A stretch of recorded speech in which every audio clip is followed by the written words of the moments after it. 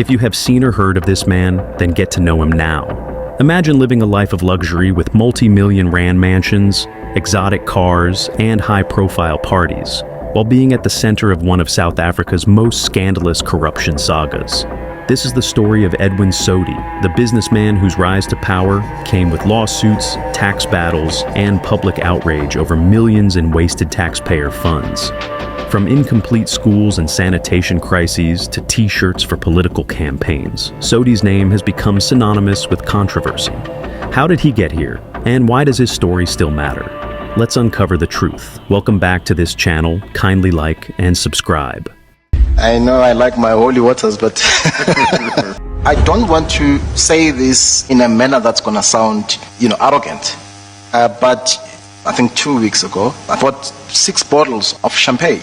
I paid, it was between 4,000 and 5,000 per bottle. Edwin Sodi, a well-known South African businessman and CEO of Blackhead Consulting, is recognized for his opulent lifestyle, which includes luxury cars, high-end properties, and connections with influential figures. His 50th birthday celebration, held at his R85 million mansion in Bryanston, was a display of extravagance, featuring prominent guests at a lavish event. However, Sodi's luxurious lifestyle has been overshadowed by legal troubles. His company, Blackhead Consulting, has come under scrutiny for irregularities in government contracts. In September 2020, Sodi testified before the Zando Commission, acknowledging his company's involvement in a controversial 255 million rand asbestos audit tender awarded by the Free State Department of Human Settlements in 2014. The tender aimed to inspect 300,000 homes with asbestos roofing, but was heavily criticized for corruption and non-compliance. Blackhead Consulting, in a joint venture with Diamond Hill Trading, secured the tender despite neither firm holding the required certification to handle asbestos materials. Sodi admitted to withholding this critical information during the bidding process. The joint venture subcontracted the work twice, first to Master Trade and then to O Group, owned by Abel Cotain.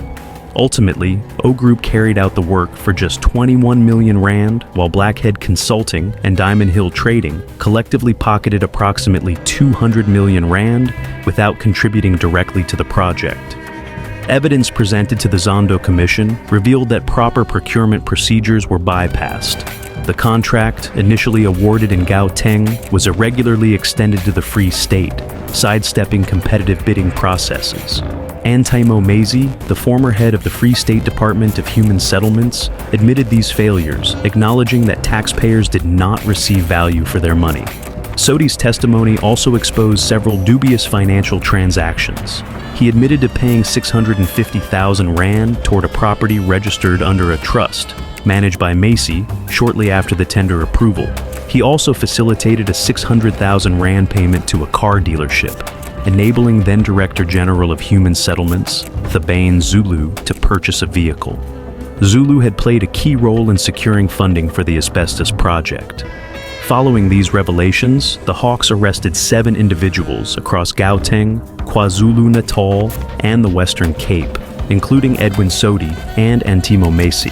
The inquiry also implicated senior political figures, including former Free State Premier Ace Magashule, accused of receiving kickbacks from the project. Sodi admitted to making significant payments to ANC leaders, including funding party activities and providing 3.5 million rand for T-shirts. During the 2014 election campaign, despite Edwin Sodi's denials of any wrongdoing, his financial contributions, including the funding of campaign materials such as 3.5 million worth of T-shirts, highlighted systemic corruption and the misuse of public funds within South Africa's procurement processes. The Gauteng Department of Infrastructure Development confirmed that the Barcelona primary school project, initiated in July 2018, remains stalled at the procurement stage. Promised to the community as far back as 1996, the lack of progress has led to multiple protests by residents, including burning down prefabricated classrooms to demand action. Blackhead Consulting was contracted for 10.8 million rand to manage the project, and by 2020, the company had received 1.8 million rand. However, the total amount paid to date remains unclear. and the construction site remains an empty field with no visible progress or materials. The local ward councillor stated that soil testing for the project had been completed, confirming the land's suitability for construction. Yet, no further action was taken. The school continues to operate with severely overcrowded classrooms, some accommodating as many as 55 learners. Temporary prefabricated structures are in disrepair, often requiring parents to contribute funds for basic maintenance. In March 2021, the Department of Infrastructure Development canceled 4 other contracts awarded to Blackhead Consulting, but no funds were recovered. Despite these cancellations, the contract for Barcelona Primary School remains active, leaving the community demanding swift action to fulfill the decades-long promise of a functional school. For now, learners and educators are left to endure inadequate and overcrowded facilities with no resolution in sight. Meanwhile, the government began efforts to recover funds already paid and secure new funding to appoint a new contractor to complete the work. While some structures were partially built, they remained unfinished, with costs under review. A parallel health crisis loomed in the Free State, where AR 100 million water and sanitation project stalled after a company linked to Edwin Sodi failed to meet its March 2023 deadline. This failure exacerbated the region's inadequate sanitation and untreated sewage problems, raising fears of a public health disaster reminiscent of the cholera outbreak in Hammenskral, which claimed 32 lives in 2023.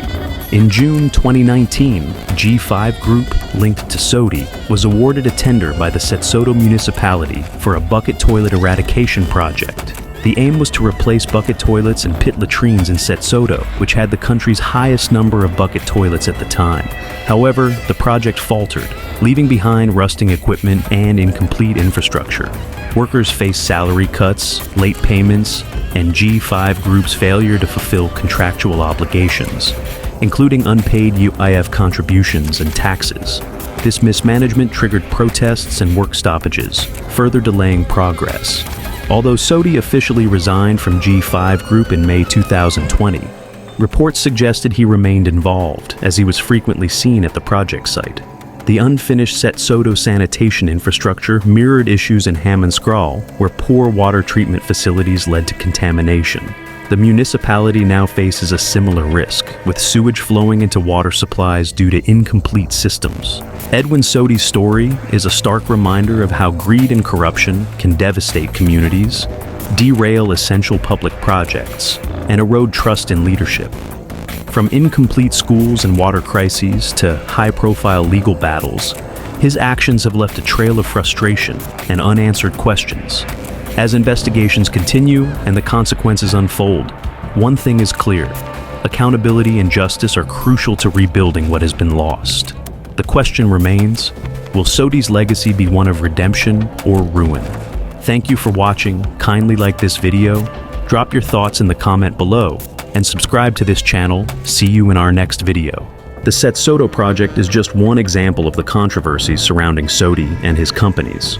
In East London, G5 Group was involved in an irregular 300 million rand contract to build transitional residential units, which also faced delays and accusations of mismanagement.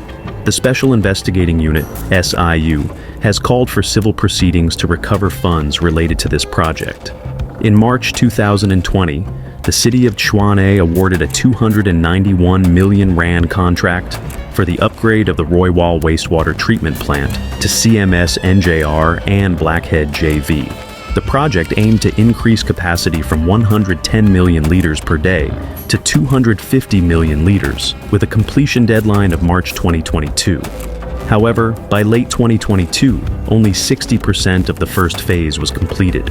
A forensic report approved by the city of Tshwane in October 2022 revealed that the contract was awarded irregularly. CMS NJR and Blackhead JV failed to meet the Construction Industry Development Board (CIDB) grading required for such a project, raising questions about their financial and operational capacity. Despite these shortcomings, the consortium received full payment of 292 million rand, even though only half the work was completed. The contract was cancelled in August 2022 due to poor performance.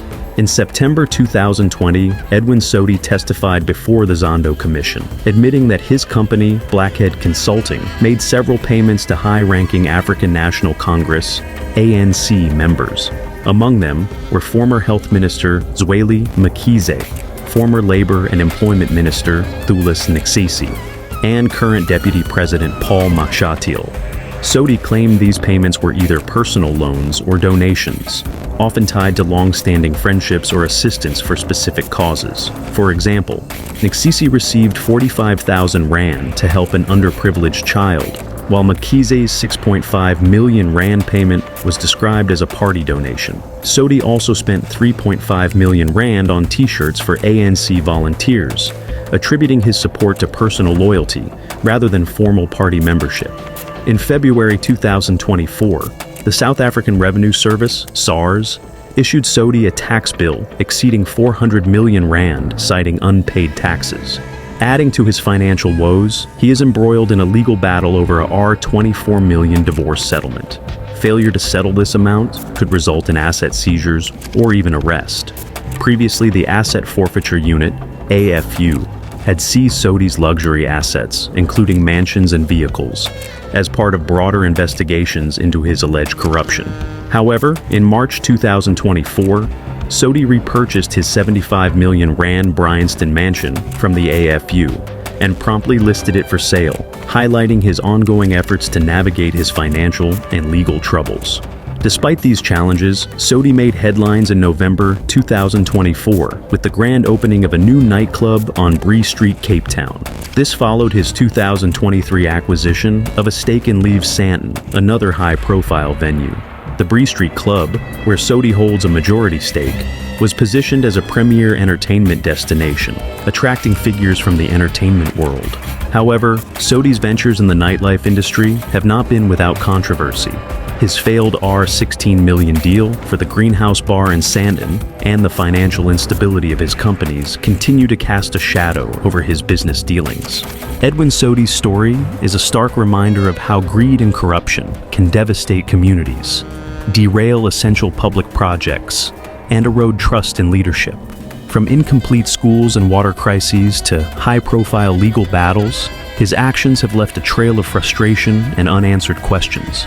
As investigations continue and the consequences unfold, one thing is clear: accountability and justice are crucial to rebuilding what has been lost. The question remains: will Sodi's legacy be one of redemption or ruin? Thank you for watching. Kindly like this video. Drop your thoughts in the comment below and subscribe to this channel. See you in our next video.